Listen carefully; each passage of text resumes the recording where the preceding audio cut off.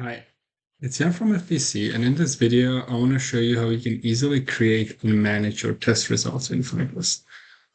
In the previous video, we created a test sequence that performs measurement sequence, verifying that our test article work as expected.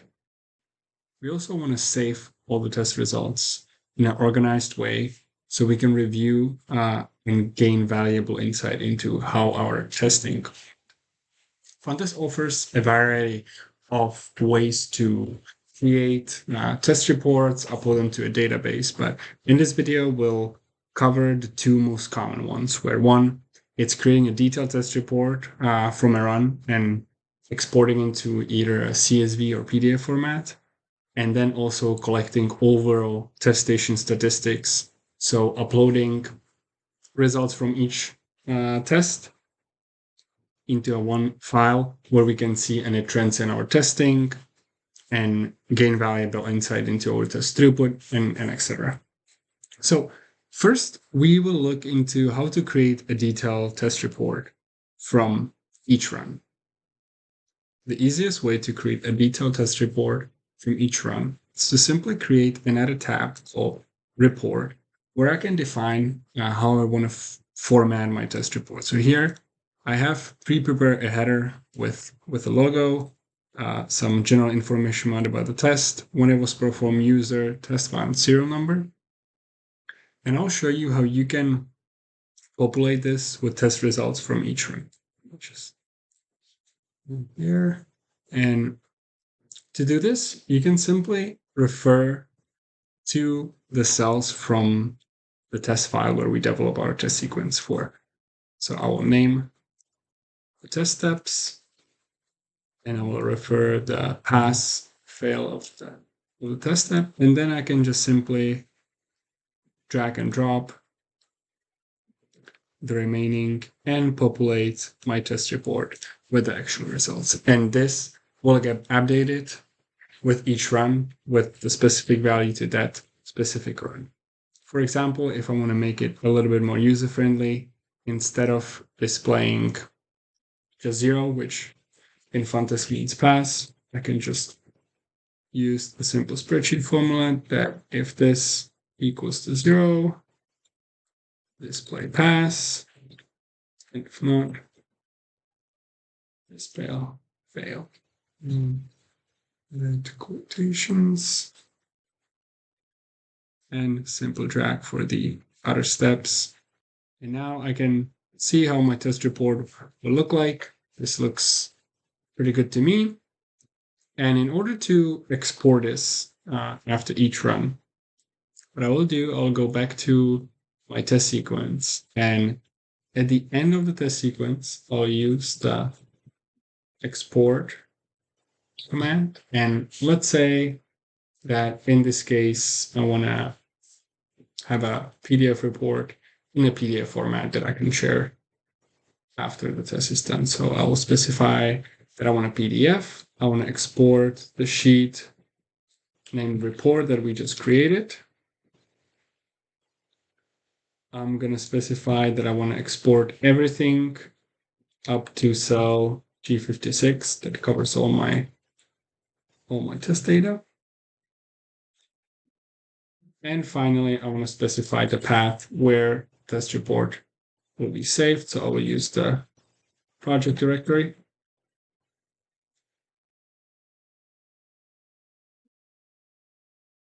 And I will name my report a report. And then I want to, each of the test reports have its own unique timestamp. So I will specify how I want to name my test file. So just bear with me here for a second. Camera so you can see it. Year, month, day, and then finally hour, minutes, and seconds. .pdf.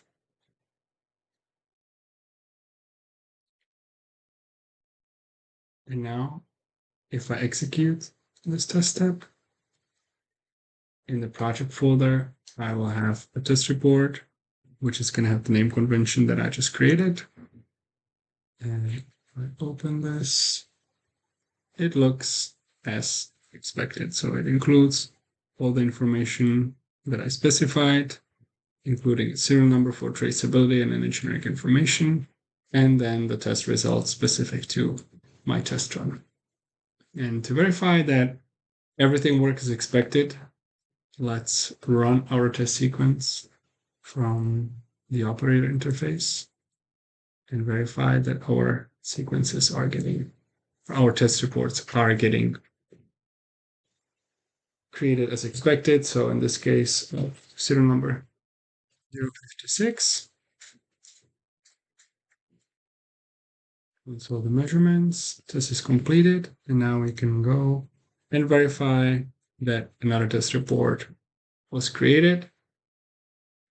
Looks the same, but the time got updated, the serial number, and all the test results. So this is to show you that it's really easy to create custom test reports where you can generate them automatically after each test run. And now we will look into the other type of a test report, and that's when you want to create a one file that would include information from multiple test runs, so you can see how your test changes or if it changes over time. To do that, we will go back into our test file, and in this case, we will use the default tab named stat, where we can define what is going to be appended to a statistic test file after each run is completed. Here are some values that are getting saved on default as a current date and time, station name, and the operator.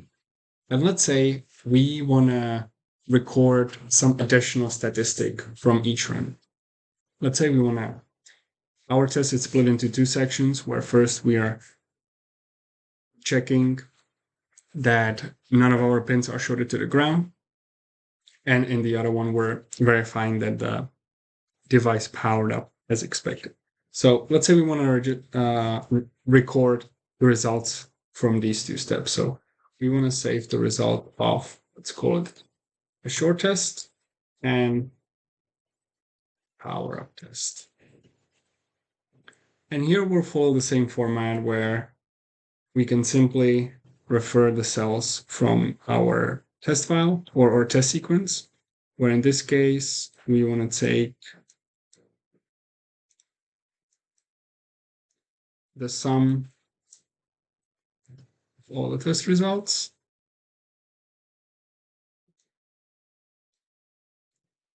Just fix this, and then sum of all the results, and do the same thing for power up section of our test.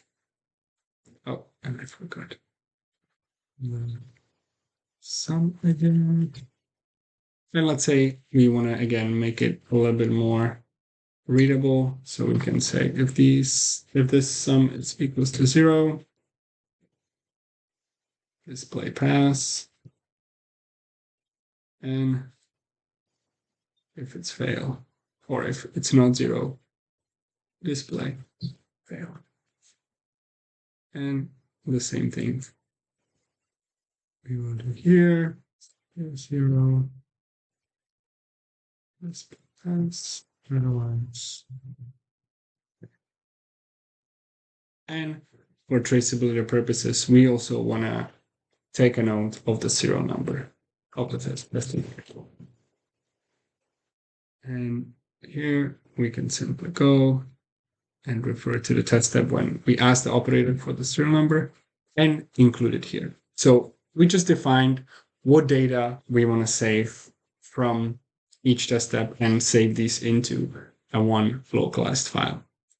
And in order to trigger this action, we just need to add one test step in our test sequence, where we just call statrack. And if I now manually execute this, First step. Now I've created my first record into my statistics file. So now I can see there's a folder within my project called stat files. And here I can see my statistics file in a CSV format. And if we open it, it's in the format we just specify, and it has all the attributes. And then let's say to demonstrate how after each sequence, a new test record gets appended. If we close this and run our test sequence again, this time we will do serial number 078, run our test sequence, and let's say manually, just to demonstrate it, we will run it again. This time it's serial number 65. And we go back into our statistic file. Now we're going to see new records appended, where I can see them right now. So I can be building up any testing statistics I want, and then create valuable insight into if I have any anomalies or any trends in our testing, or if any product to product variance and stuff like that. So these are the two most basic ways to create test reporting and test management result in FunTEST. There's way more. You can also upload these directly to your SQL database if you have an existing system to link up with your other systems. If you want to learn more, visit our website and contact us through email to get started. Thanks. Bye.